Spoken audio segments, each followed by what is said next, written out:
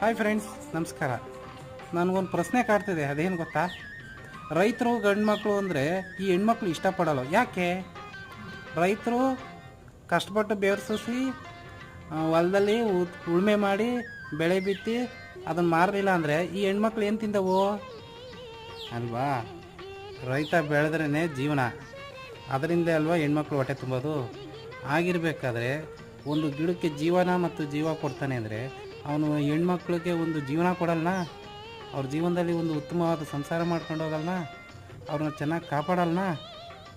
ಇದನ್ನು ಬಿಟ್ಟು ದಿಲ್ಲಿಲಿರಬೇಕು, ಫಾರಿನಲ್ಲಿರಬೇಕು, ಸಾಫ್ಟ್ವೇರೇ ಆಗಿರಬೇಕು, ಅದಾಗಿರಬೇಕು ಅಂತಾರಲ್ಲ ಈ ಹೆಣ್ಮಕ್ಳು.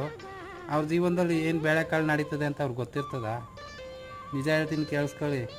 ಯಾವತ್ತಿದ್ರೂ ರೈತರ ಮಕ್ಕಳು ತನ್ನ ಕೃಷಿನ ಹೇಗೆ ಕಾಪಾಡ್ಕೋತಾರೋ ಹೆಣ್ಮಕ್ಳನ್ನ ಅದೇ ರೀತಿ ಕಾಪಾಡ್ಕೋತಾರೆ. ದಯವಿಟ್ಟು ಸಪೋರ್ಟ್ ಮಾಡಿ.